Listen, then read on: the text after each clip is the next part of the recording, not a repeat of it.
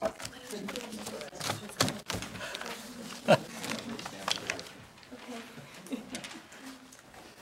arm candy. Yeah, let's come closer. Arm candy. Good morning, everybody. You ready to go? All right. I want to talk about recycling this morning. As you all know, that's currently a big topic for us all. Let me back up a little bit and point out some things about this city and about the way we do things. And let me start at the very beginning by pointing out how rapidly we are rising in terms of our national profile. It is beyond dispute that we are rising very rapidly. We have a record employment situation. We have a strong business climate. We have a very high quality of life taken all together. We are consistently ranked as one of the best managed cities in the nation. Our progress is attributable to many things, but most particularly to a community quality that I've long admired. We do not settle here for average.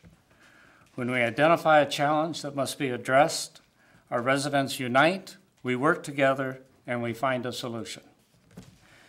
Recycling is an area where we can do better, much better.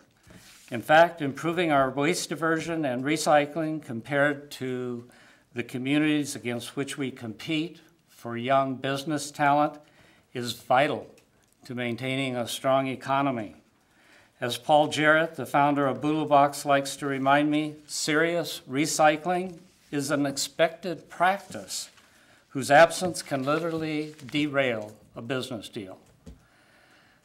That, in part, is why I set up the goal of doubling Lincoln's recycling rate by 2020. Over the last 3 years, hundreds of Lincoln residents came together and did what we always do. We worked together and we investigated what needed to be done. As a result of this intensive examination, we learned that nearly 40% of what arrives at a landfill in garbage trucks can be readily recycled.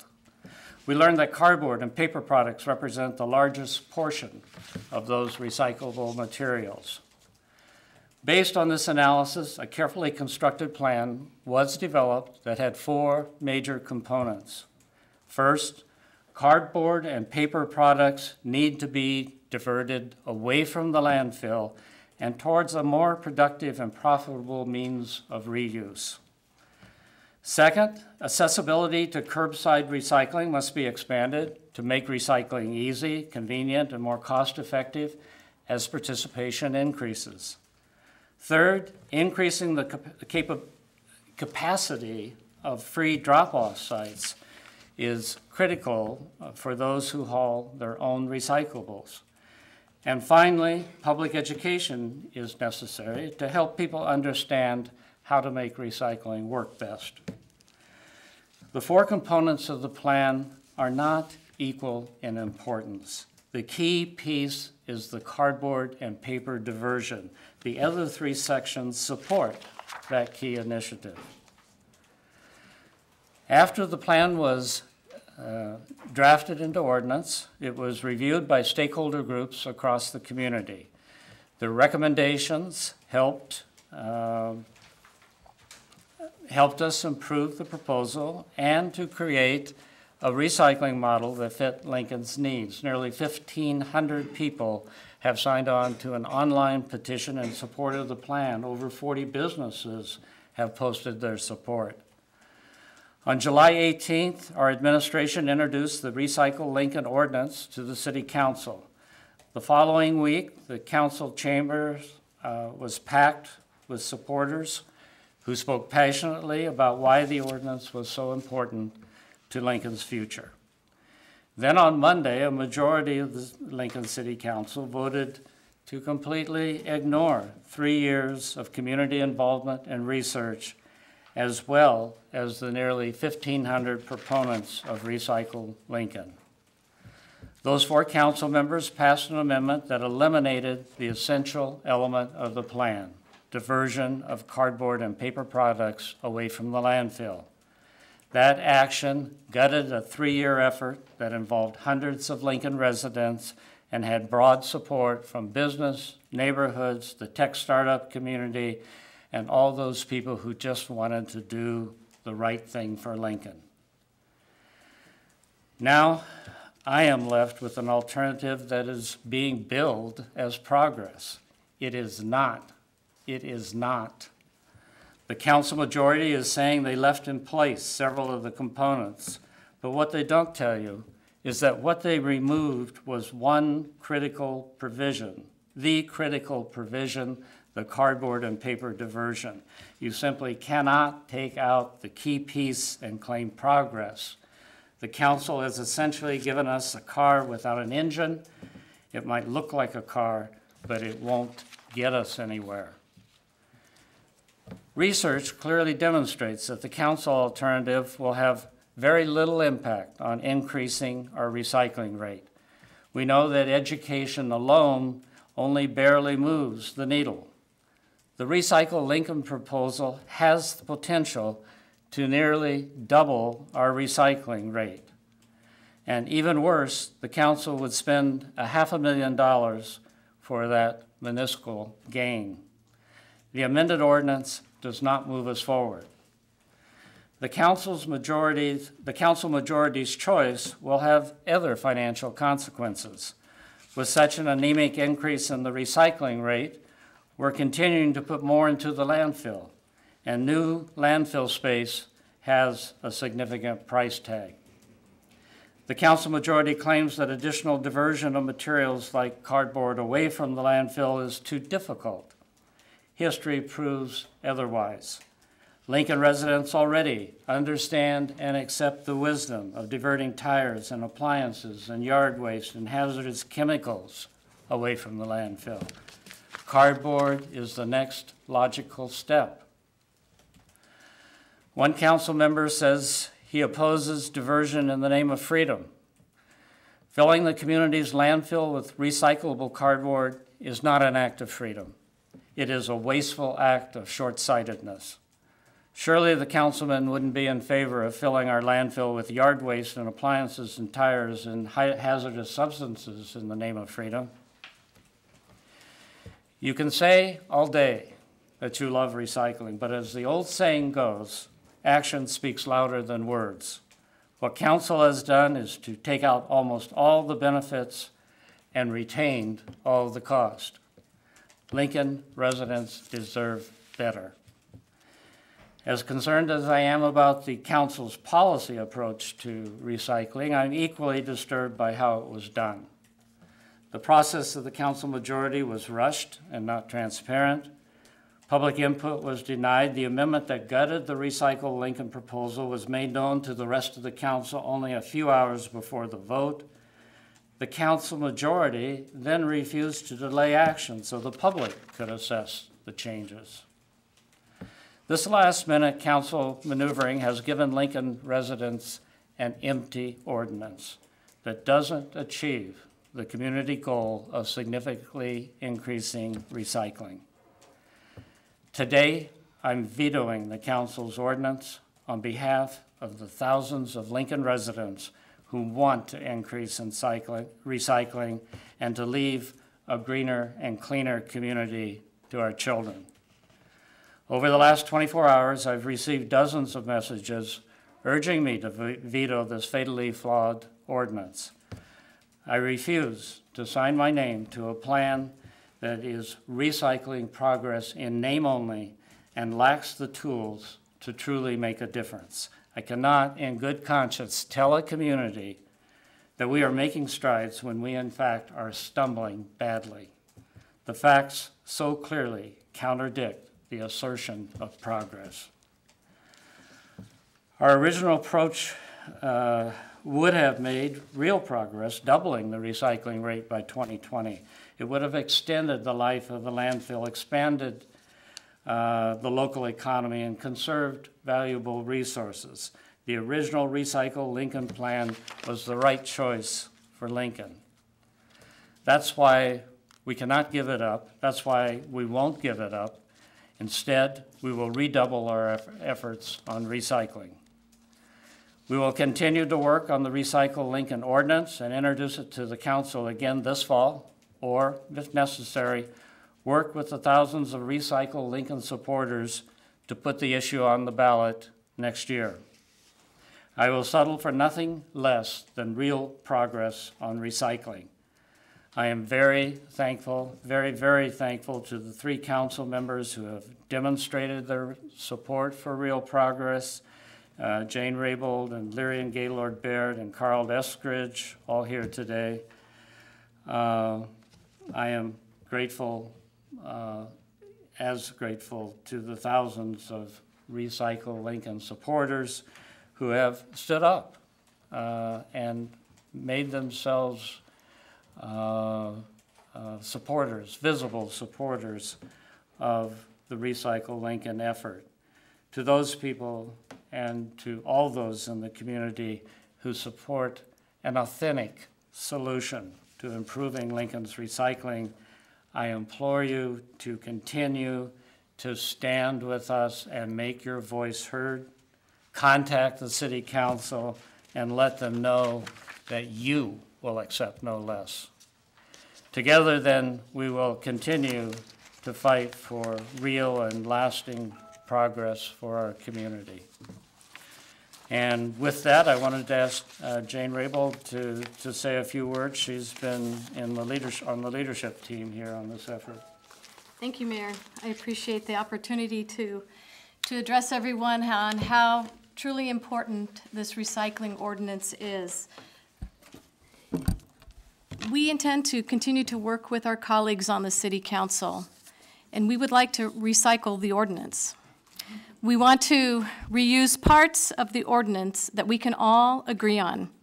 We want to repurpose and re-engage those that had real concerns, and we plan to rework it so that this is truly a community endeavor that we all will be comfortable with and proud of, and that continues to divert recyclables from our landfill. We know we can do better, and we must do better, as it is truly the fiscally responsible thing to do. We can't afford to miss out on utilizing grant money that has been awarded so that we can move forward the education initiative and work with our private haulers to educate our consumers, our constituents, so that we can move that dial. We do have the data. We know that we are only at 22%. These initiatives will take us so much further, and we intend to do better, and with your help, we will do better. We have so many demands on our budget dollars, and it would be imprudent not to utilize the funding that has been awarded to the City of Lincoln. We've always been a leader on so many things that make our community so proud and continue to move our community forward. So we encourage the support of the community, and we thank them for their continued support. I wanted to have Chelsea say a few words as well, as she is also one of the chairs of Recycle Lincoln. Thanks, Jane. As Jane said, I'm one of the chairs of Recycle Lincoln. I'm the deputy director of the Nebraska League of Conservation Voters, and I only have 3 main things to say. First, I think many people, over 1,000 at least, were very disappointed by the partisanship that was displayed in the vote. I don't think anyone is fooled into thinking that it wasn't a partisan vote and that it wasn't a partisan issue.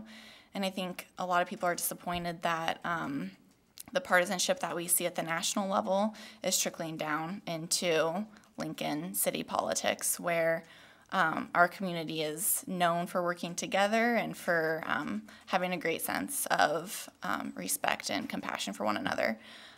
Second, I was told by one of the other testifiers at the city council hearing Monday that that was the highest number of petition signatures that were delivered to the city council. There were also at least 100 people who were there for multiple hours at the city council hearing to voice their support of the full ordinance and of the cardboard diversion. I think it was extremely disheartening that those people were not then further engaged in the revision process. I think that those citizens who had spent hours of their time should have had their voices honored by the majority of the city council, and that it shouldn't have been done in such a rash manner. And third, I am excited to continue working with people who are involved on this issue in Lincoln to get this ordinance passed. I think that obviously we have a lot of support for the ordinance, and we're going to keep on going because this is the right thing for Lincoln. So thank you. Carl and Larry, I don't know, we didn't offer you, we didn't alert you to the fact that you might be able to speak, but you're certainly welcome to do so. We're here to support you and thank you for what you're doing. Well, questions? Thank you. Are you gonna have an education program, or wait for an education program till after you see if you can get something passed? Well, I think a decision on the education program will come subsequent to further discussions with all of the supporters with regard to pathways and what result we may get in the near future or not get in the near future. If we're not making changes, then it would be hard to have an education program without further diversion. Most people may not find it very cost effective. Right, but you haven't made a firm decision on that? Pardon me? But you haven't made a firm decision? No. Okay. And Nancy, we already have an education program. We have a website that's got a lot of No, information. I'm talking about the $500,000 in acceptance or I just don't want you to whatever think we didn't grant. have any education on recycling, because we do. No, I meant the pricey program. And are you looking, another one of those components was more drop-off sites in the meantime? Is that something you guys are looking at exploring to add additional drop-off sites? No, I don't think that in the context of the current situation that more drop-off sites would effectively raise the recycling rate. I think we have plenty of drop-off sites now for the recyclers that want to use them currently. And I think the funding in the grant, Jane, What? come to the mic. I think the funding in one of the grants that is in jeopardy would have gone for the expansion or an addition of one more recycling center, and I believe it was in Roca, as that funds were designated. So since we did not pass the component that dealt with the diversion, then that means those funds are in jeopardy, and most likely we will not qualify. That's not what NDEQ said, but. That's not what NDEQ said. No. What kind of changes do you think, are you anticipating being made for reintroducing it? Are you talking about the provisions that were talked about on the other amendment? Yes, Monday? because what we had hoped for, I guess back up here, what we had hoped for was to have that 2-week delay so that we could reach out to some of the stakeholders, certainly the commercial property managers and those of multifamily housing, that raised some concerns about what information they had heard about penalties and fines, and we wanted to reach out to them with language that was being proposed to get their feedback on, and maybe we would make corrections to that, changes to that, but we certainly wanted an opportunity to reach out to them, have them review it, make suggestions, make changes, and made aware of the ordinance in its entirety, what it's meant to be. So we still want to go back and work on that issue. We really want their input. We need their input because that's the only way we'll get an ordinance that is truly good policy. And we certainly want to reach out to our colleagues on the city council so that they can be part of that as well. You know, we've done that in the past when we worked on the reporting ordinance. Well, I guess it wasn't a reporting ordinance, but it was a reporting mechanism. So that took us about 4 months to work out those issues, but we worked together on it, and we worked successfully on it. We went back and forth on that for a number of months, but I think what we enacted was good policy and better policy than what it was originally proposed. Donna, did you want to address what NDEQ said? Yes, thank Okay. you very much. My name is Donna Garden, Assistant Director of Public Works and Utilities. Just wanted to say that the grants that are out there, we have two of them. One is $225,000 for education purposes. The other one is $114 for extra bins, actually, at our cardboard bins at our current drop-off sites. They were applied for with the cardboard ban being the primary point of it. Those extra bins are for cardboard, and that education program was built around the cardboard bans.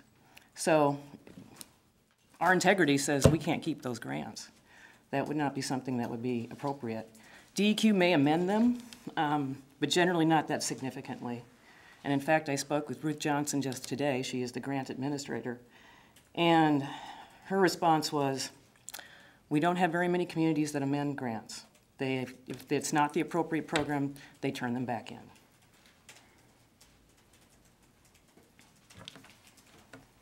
Is there a deadline on those grants?